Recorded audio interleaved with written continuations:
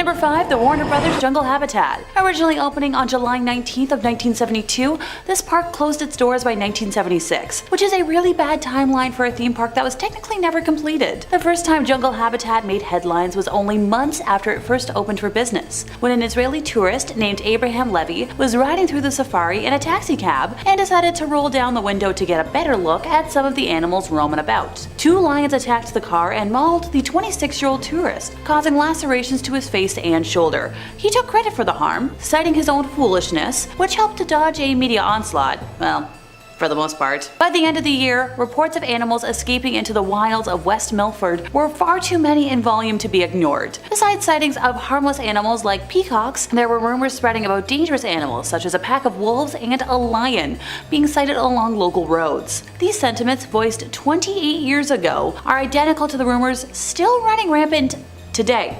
Yep, you heard me, today. Tales told by West Milford residents who have looked out in their backyards include wandering ostriches and a band of baboons running amok in the town's pharmacy. Emus, baboons, and even wolves are just some of the uncaged critters which were known to have escaped the park. I feel like I found the origins for the Night at the Museum franchise. On July 8th of 1974, a 68-year-old visitor from Long Island was grabbed by the trunk of a baby elephant, which then slammed her against a fence and bit her. The woman, Elizabeth Ennis, was later awarded $200,000 by a court. In an account in the New York Times, she claimed the elephant bit her on her right hand, and because of the trauma incurred by being slammed into the fence, she had persistent pain in her right side that prevented her from lifting heavy items. Her husband was awarded $5,000 for loss of companionship. So the animals at the park also had a tendency to damage the cars that passed through. An e-museum for the park says that tigers like to bite and pop car tires, and monkeys like to rip antennas off of cars. Sounds like a lack of good animal training and boundaries to me. So right after the park closed in 1976, some animal carcasses were left outside. This pile grew until 30 animal bodies, including that of an elephant, a bison, a camel, some zebras, were all left lying until April, when the ground had thawed enough to finally bury what was left of the bodies. The 6 months that they were left exposed was a violation of state laws, which stated that any animal should be buried within 48 hours of its death. Despite this violation, Warner Brothers was not sanctioned. Jungle Habitat is gone now, but not forgotten. Reports of mysterious kangaroo sightings in remote corners of West Milford still turn up from time to time. Number 4. Under the Sea Gone Wrong. Disney's River Country was the first water park at Walt Disney World, and possibly the first themed water park ever. Look, as much as I love Disney World, and I'm mentally planning my next trip back, I'm here to call a spade a spade. Some consider River Country to be the first water park anywhere, but that depends on how you define a water park. Yes, River Country opened almost a year before Wet n Wild in Orlando, but there were public pools and lake parks with water slides and other aquatic play equipment long before River Country opened. So just as Disneyland had reinvented the amusement park 21 years earlier, River Country reinvented aquatic recreation. The water park's grand opening was on June 20th of 1976, and on Thursday, August 28th of 1980, a sad Associated Press story appeared in newspapers throughout North America. It was reported that a rare but deadly disease caused by an amoeba found in Florida freshwater lakes had claimed its 4th victim, a New York youngster who had spent his vacation swimming at River Country. The disease, amoebic meningoencephalitis, attacked the nervous system and brain. You don't want to know how many tries it took me to say that. The youngster died after the amoeba entered his nose, went through the nasal passage, and attacked the nervous system, including the brain. Investigators from the U.S. Center for Disease Control in Atlanta and the New York Health Department pinpointed River Country as the source of the amoeba after the parents reported that the amusement park was the only place where he went swimming. So photos and maps of River Country show that the park had 2 bodies of water. The smaller one was a clean, clear swimming pool. The larger one appeared to be a natural cove, completely open to Bay Lake, which is the largest natural lake at Walt Disney World. At some point in the 1990s, Walt Disney World banned swimming in its lake. The 1995 map of Walt Disney World still included the resort's beaches under the swimming section, whereas the 2000 edition made it clear that the beaches were strictly for sunbathing. But River Country stayed open. There was never another death from amoebic, very long word that I'm not going to try and say again, linked to River Country. But there were 2 drownings, one in 1982 and the other in 1989. So River Country had its normal seasonal closing at the end of the 2001 season, but when the time came for it to reopen for the 2002 season, it didn't. River Country never reopened. Number 3 on this list is Bobo Island. I had to include Bobo Island on this list to give a bit of a shout out to Ontario, where your boy grew up. Bobo Island was wildly successful for a time and operated for nearly a century. As with a lot of places on this list though, it couldn't seem to power through the 90s and had to shut down. Reader's Digest says, picture an 1898 Victorian amusement park, music from an organ grinder, women's skirts swishing around the dance hall, children's laughter echoing from various newfangled rides. That's what this theme park on Boys Blank Island, nicknamed Bobo, near Detroit on the Canadian side of the Detroit River, was to residents alike. Its doors were shut nearly 100 years later in 1993, and the area is now closed to the public. But you can boat or kayak by the remains, listening for the ghostly sounds of long past visitors. While you can't stay here overnight, you can rent these 8 haunted places on Airbnb. Being on an island really adds to the creepiness for me, I think. Like this place, from all the pictures I could find, it really looks totally detached from all other society. Basically meaning that whatever happens here, you are totally by yourself. Like there is a new set of rules for this island. There have been stories that something lurks here, a spirit or something dark.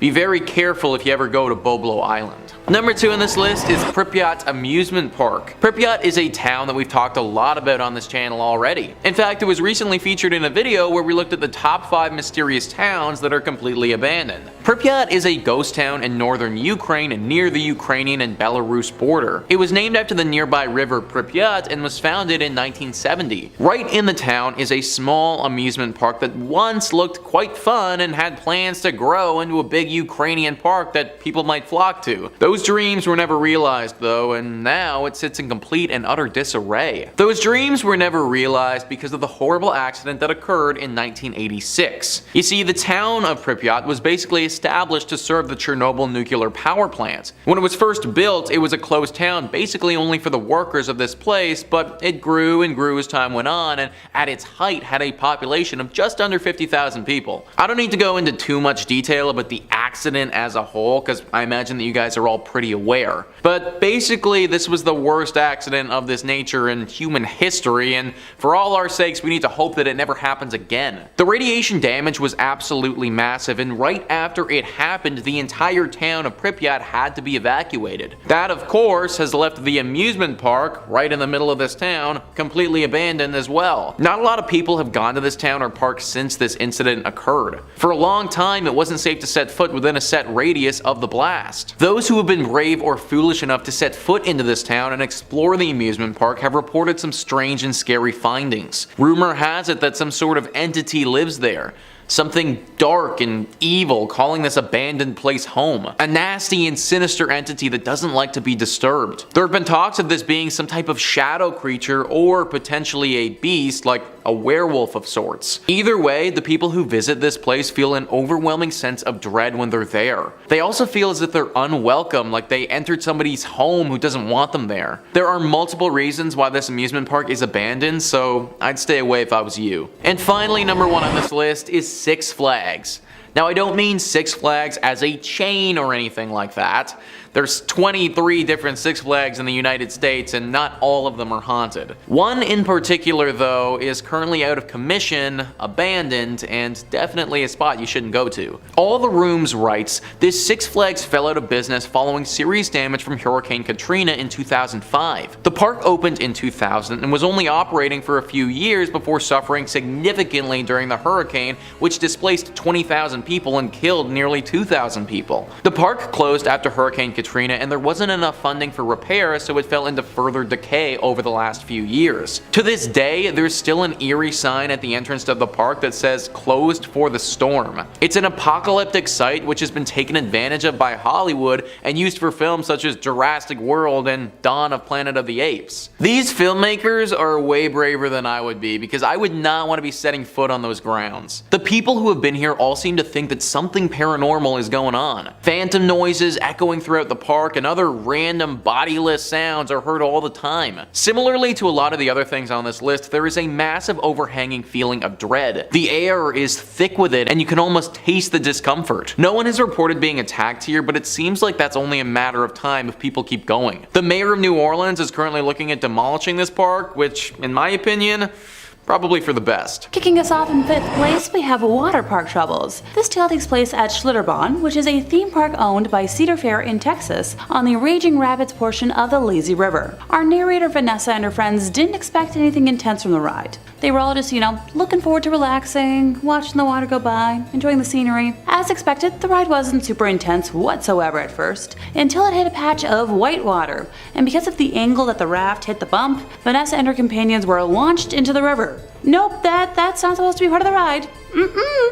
And while the ride might have only been, 3 feet or so deep of water, I'm reminded of all the posters from my local pool growing up about how people can literally drown in a bathtub. So yikes. Vanessa described herself as entering a state of shock, feeling emotions ranging from fright to embarrassment, confusion, and panic. As she attempted to reach for the raft to pull herself back in, she realized she couldn't see her friends anywhere, and she was once again being yanked underwater. Panic had taken over as the main emotion by this point, and Vanessa found herself swirling around and around and around under the water. Thankfully, a nearby lifeguard jumped into action and was able to hoist Vanessa and her friends back into their raft, allowing them to enjoy the rest of the rapids in the intended fashion. I'm a little concerned about the lack of seatbelts on that ride since they were never mentioned, and I feel like that should be a thing, or like a weight sensor to stop the ride in event that, someone goes over. Oh, just me, okay. As a high point to this, somehow Vanessa managed to keep her glasses on throughout the entire ordeal.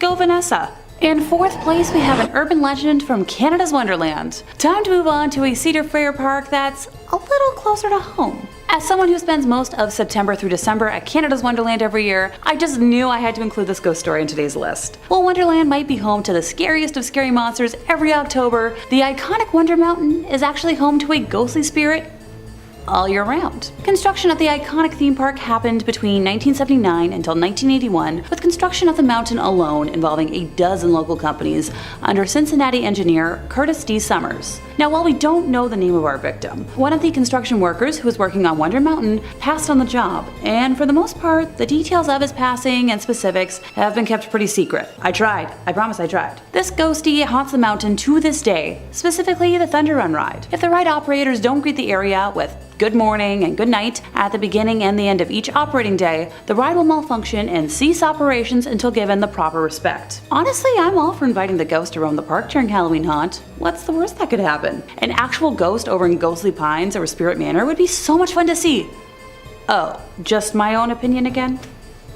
Of course. Number 3 on this list is the Haunted Mansion. Alright, so there are actually tons of different legends surrounding the Haunted Mansion, so I wanted to lump them all into one entry here. All Ears says there are 2 versions of this story, one involving a construction worker and the other involving a test rider. While the specifics are slightly different, the overall gist of the tale is the same, that the original version of the Haunted Mansion was so terrifying that it led to someone suffering a heart attack and dying. According to the myth, this led to an extensive retooling of the ride, adding in a humorous tone and delaying the mansion's opening from the early 1960s to 1969. This was the first of many legends surrounding this ride and still is brought up all the time. It's hard to forget that it ever happened because apparently employees of Disneyland today have seen the ghost of this person tons of times. Another legend in this haunted mansion centers around Madame Leota's spellbook. Many Disney employees have come out and talked about how they get a bad feeling whenever they pass by the spellbook in the ride or have to do anything with it. Apparently this spellbook is actually an authentic spellbook from the 1400s. It was used by a witch and was responsible for a lot of death and evil taking place. So already we have a ton of scary and dark stuff going on here, but what really doesn't help the situation is when people take the ashes of their dead and spread them. Yeah, this literally happens, guys. Andrew379, a former former employee, says it's pretty common for guests to dump ashes of their loved ones on the Haunted Mansion ride. They do it because there are 999 ghosts and there's always room for 1,000. This has obviously left a bit of a ghostly presence at this place, and Disney employees are not too fond of it. One story had a Disney employee run for their life because they were being chased by a whole mob of ghosts, presumably spirits of those who have had their ashes dumped here. There are even more scary legends that workers have told about this mansion too, so moral of the story, probably best to stay away. Number 2 on this list is the Jump. Disneyland has some big hotels on its ground. These hotels have balconies. If someone got the idea that they wanted to take their own life, then it wouldn't be too hard for them to do it from said Disneyland hotel balcony. That's exactly what happened back in 2008. Reuters says a man apparently jumped to his death on Friday from the 14th floor of the Disneyland Hotel at the world-famous amusement park in Southern California, police said. The man, who was in town on business and not immediately identified by authorities, was killed in the 14-story fall from his hotel room balcony. He was pronounced dead at the scene. Right now, it's certainly looking like a suicide, Anaheim Police Sergeant Rick Martinez told Reuters. He was seen leaping off the balcony. Martinez said the man, who was in Anaheim on business and appears to be in his 30s or 40s, also left evidence in the room that suggested it was that. He was sharing a room with another male associate, and for some reason he went out onto the balcony, and all indications are that it was an intentional act, Martinez said. The Disneyland Hotel has nearly 1,000 rooms in 3 towers overlooking the so-called happiest place on earth. Some employees of this hotel saw this happen firsthand and were the first ones to see his body at the ground. It obviously wasn't a pretty sight, having just fallen from 14 stories up. I don't know about you guys, but if I was the one to have seen that firsthand and found him, I truly believe that I'd be scarred for life. That is literally a life-altering thing that you just witnessed and probably won't ever be the same again. And number 1 on this list is mind control. Hold up, Disneyland is using mind control on people? Well, sort of. Screen Rant says Disney has been suspected of some pretty far out things, but mind control? Surely not. The reality of this suggestion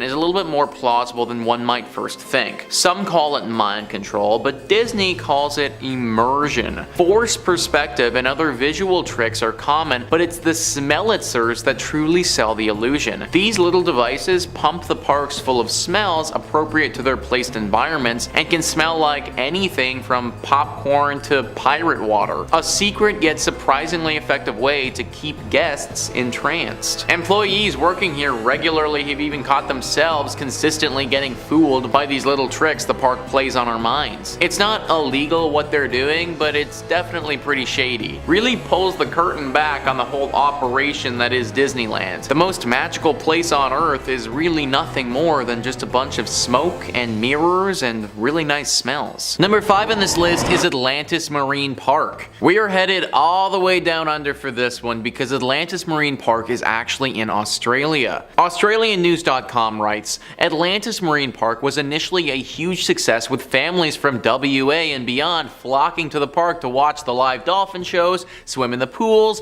ride pedal boats, and have their obligatory photo with King Neptune, a huge statue at the entrance to the park. However, in 1990, just 9 years after opening, Atlantis shut its doors. Western Australia's boom never eventuated, and the 1987 stock market crash put a halt to prosperity. Atlantis closed due to financial difficulty and was left abandoned. It has since been damaged by vandals and has become overgrown and derelict. Old statues can still be found scattered throughout the grounds, as well as broken walls and concrete pools. For years, it was no man's land, popular with dog walkers. However, just last month, the iconic King Neptune was restored to his former glory after a petition by locals who started an online campaign for something to be done with the ruins. Well, I'm glad to see that Neptune is looking fresh again, but I don't know how long he'll stay that way. Apparently, this place, when the sun goes down, is home to some evil creatures. Four-legged mutant things with glowing red eyes that hiss and are nothing that we know of from this world. Now, this could be a bunch of baloney, but that's what some people have reported seeing when they've explored this place at night. Probably safe to go during the daytime, just make sure you set an alarm for 6 p.m. to get out of there if you do go. Number 4 on this list is Crinkly Bottom Theme Park. This one, to my understanding, has been demolished, but it still deserves a spot on this list because of how creepy it was when it was around. Mr. Mr. Blobby was a TV caricature in the early 1990s. He was featured on one of Britain's most successful late-night Saturday television shows and was this big pink blob creature with a bow tie on. This was a comedy television show and this blob thing didn't lack any of that. He would often engage in annoying antics with celebrity guests and become a bit of a British television phenomenon. Well, Mr. Blobby was successful enough that he of course needed toys, merchandise, and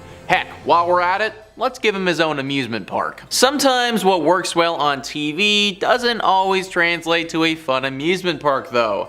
Crinkly Bottom was what they called it, and it opened up in 1994. This annoying sidekick's popularity didn't last forever though, and this amusement park's life was very short-lived. The place shut down in 1996 because it simply was not making enough money. Then it faded away into obscurity and everybody forgot about this interesting little business venture. That was until 2009 though, when some urban explorers stumbled upon it again. The once bright and beautiful Blobby Land looked like something straight out of a horror film. It was worn and gross and just reeked of evil. Animals had taken up residence there, and based on how the place looked, it wouldn't have been surprising if some sketchy characters once did business there too. You can't visit it now because it's demolished, but you really shouldn't have been going when it was around anyways. Number 3. Joyland Deaths. Located in Wichita, Kansas, Joyland once featured state-of-the-art rides and attractions, holding a reign of 55 years of fun and joy. Today, the once popular park is being reclaimed by nature, piece by piece by piece. So Joyland came into existence on June 12th of 1949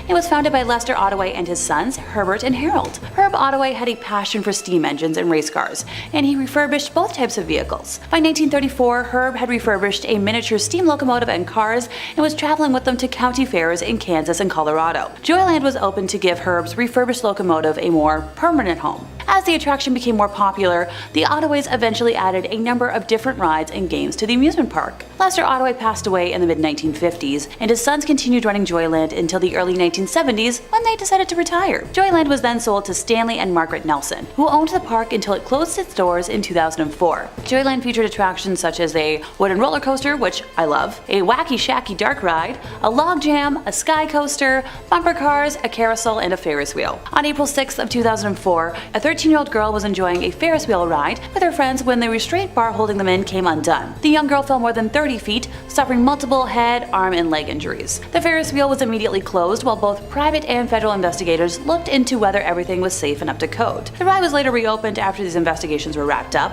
Also, another notable ride at Joyland was the wooden roller coaster that was known as the Nightmare. Although the roller coaster was a staple at the amusement park, it too saw its fair share of injuries, which is a shame. Like, I really love wooden coasters. On May 25th of 1977, somebody in the single digits of age stood up in one of the carts and fell, died at the scene from the injuries sustained from the fall. Another death occurred 20 years later on August 27th of 1998 when 35-year-old maintenance worker Kevin Briley was under the ride trimming the grass. He stood up and was tragically hit by the coaster and passed away. My heart hurts telling that tale because, like I said already, I'm such a huge lover of traditional wooden roller coasters. You know, there's just something about narrowly avoiding whiplash that I personally find thrilling. And go figure, Joyland closed its doors in 2004. Number 2, doomed before it could open. The Pryyot amusement park was set to have its grand opening on May 1st of 1986, in time for the May Day celebrations, but these plans were cancelled on April 26th when the Chernobyl disaster occurred, just a couple of kilometers away. Several sources report that the park was opened for a short time on April 27th before the announcement to evacuate the city was made to distract, residents from the unfolding disaster nearby. Constructed under the Soviet Union as a park of culture and rest, typical of many large cities in the then Soviet Union, the amusement park's attractions were manufactured by the Yeskik-based firm Attraction, who were responsible for the construction of many of the amusement parks which remain to be seen around the former Soviet Union today in various states of repair. Located northwest to the Palace of Culture in the center of Pripyat, the park had 5 attractions. The iconic 26-meter Ferris wheel titled Circular Overview, Autodrome bumper cars, a paratrooper ride called Chamomile, Russian swing boats, and also a carnival Pew Pew game. Fun fact, the successor to the original company is still manufacturing the Ferris wheel, paratrooper, and bumper cars to the similar designs as of 2017. Radiation levels around the park kind of vary though. The liquidators washed radiation into the soil after the helicopters carrying radioactive materials used the grounds as a landing landing strip, so concrete areas are less radioactive. However, areas where moss has built up can emit levels amongst the highest levels of radiation in the whole of Pryyot. So the Ferris wheel actually made news in September of 2017 when Polish tourists turned it mechanically for the first time since 1986. Thankfully, they returned it back to its original position, but kinda neat that it could still work. Number 1. A cursed history. Lake Shauny Amusement Park opened its doors in 1926 when proprietor Conley Snidow Sr. purchased the land. His vision to build a place for local families to relax and enjoy time together was realized as the coal miners from local towns descended on it each year, making it a fantastic destination for summer vacations. The park was full of activities. It featured a man-made swimming lake, a racetrack, concessions, and cabins for visitors, looking for an overnight stay. The big cornerstones were the Ferris wheel and the swings, two rides that were popular with everyone who spent time at the park. And you know what? That all sounds pretty idyllic to me. Tragedy, though, began to grip the amusement park in the 1950s, when several deaths shocked locals. A young girl's life ended on the swing ride when a delivery truck backed into her seat, killing her in place. Another youngster lost his life when he drowned in the swimming pool after his arm got stuck in a drain pipe. And by 1966, this amusement park closed its doors to the public, and the land sat dormant for decades. In the 1980s, the park again welcomed visitors when Gaylord White acquired the land and set out to restore it to its former glory. In addition to purchasing a Ferris wheel, he found a swing ride that seemed just like the swings that once thrilled guests. Now, fun fact, when they installed the swings on the property, they realized the swings weren't just similar, they were the exact same swings from years prior, something that they decided to advertise during the grand reopening. The Lake Shauny Amusement Park welcomed tens of thousands of visitors during its second run, which ran for just 3 years in the 1980s. Unfortunately, high insurance prices forced the White family to close their doors for the second and final time after those couple of short seasons, forcing them to pivot to other activities to keep the land active. They hosted fishing tournaments in what used to be the swimming lake, and they planned to create a space on the property for mud bogging, a motorsport the family knew would draw crowds to watch. While excavating a mud bogging track, the White family made a series of surprising discoveries that added depth to the property's history. For starters, the park was built over a Native American burial ground, with an archaeological dig uncovering 13 bodies, mostly young folks. In the 1700s, the property was the active home base for the Native Americans until they seemed to suddenly disappear. Among the bracelets, clothing, and tools that excavators found, they also found mass graves that suggested as many as 30,000 people had been buried on the property. But, that's not the darkest history of the land.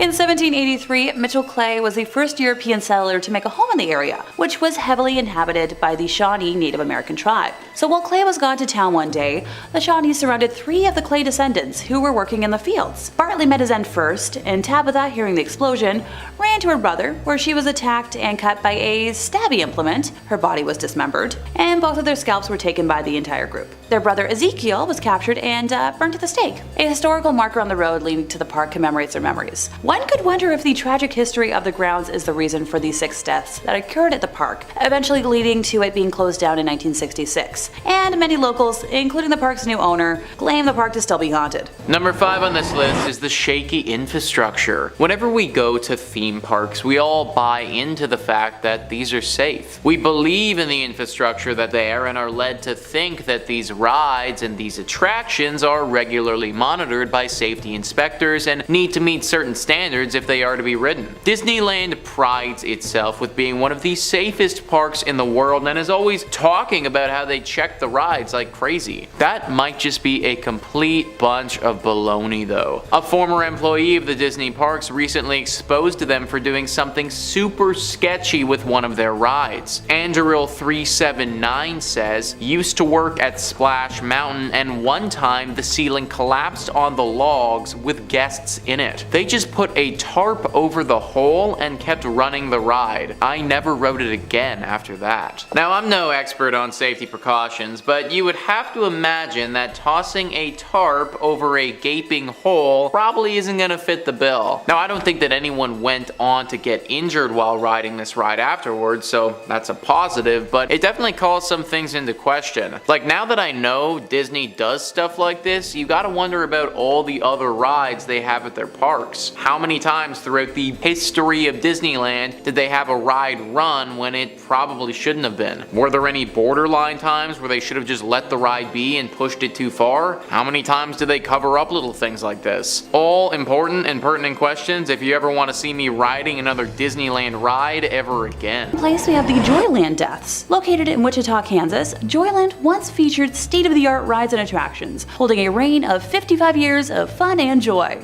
Today, the once popular park is being reclaimed by nature, piece by piece by piece by piece. Joyland came into existence on June 12th of 1949. It was founded by Lester Ottaway and his sons, Herbert and Harold. Now, Herb had a passion for steam engines and race cars, and he refurbished both types of vehicles. By 1934, Herb Ottaway had refurbished a miniature steam locomotive and cars, and was traveling with them to county fairs in Kansas and Colorado. Joyland was originally opened to give Herb's refurbished locomotive a more permanent home. As the attraction became more popular, the Ottoways eventually added a number of different rides and games to the amusement park. Now, Lester Ottaway passed away in the mid-1950s, but his sons continued running Joyland until the early 1970s when they decided to, retire. Joyland was then sold to Stanley and Margaret Nelson, who owned the park until it closed its doors in 2004. Joyland featured attractions such as a wooden roller coaster, my personal favorite kind of coaster, a wacky shack dark ride, a log jam, a sky coaster, bumper cars, the classic carousel, and of course, a Ferris wheel. Now, on April 6th of 2004, a 13-year-old girl was enjoying a Ferris wheel ride with her friends when the restraint bar holding them in came undone. The young girl fell more than 30 feet, suffering multiple head, arm, and leg injuries, and it's a miracle that she survived. The Ferris wheel was immediately closed, while both private and federal investigations looked into whether everything was, safe and up to code. The ride managed to, reopen eventually after these investigations were wrapped up, so okay, I wonder what to code means anymore. Another notable ride at Joyland was the wooden roller coaster that was known as the Nightmare. Although the roller coaster was a staple at the amusement park, it too saw its fair share of injuries. On May 25th of 1977, one rider stood up in one of these carts and fell. He passed at the scene from injuries sustained from the fall. Another death occurred 20 years later on August 27th of 1998 when a 35-year-old maintenance worker named Kevin Briley was under the ride